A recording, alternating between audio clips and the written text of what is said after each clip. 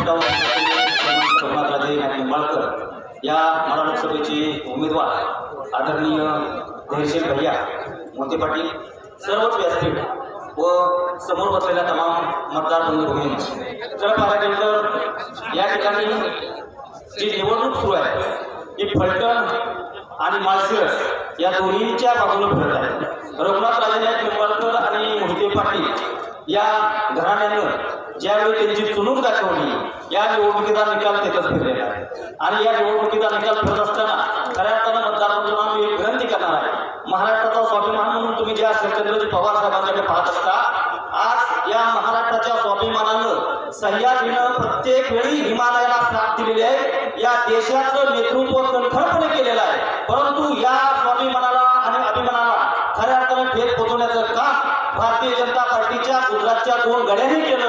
आपण महाराष्ट्राचे मतदार आहोत, आपण या महाराष्ट्राचे स्वाभिमानी मतदार आहोत। या सह्याद्रीला ज्यांनी कुंकवत करण्याचं काम केलेलं आहे, आमचा स्वाभिमान हिंदू हृदय सम्राट शिवसेना बाळासाहेब ठाकरे आणि उद्धवजी ठाकरे यांना संपवण्याचा घाट त्यांनी घातला, त्यांना आपण गाडायचं की नाही?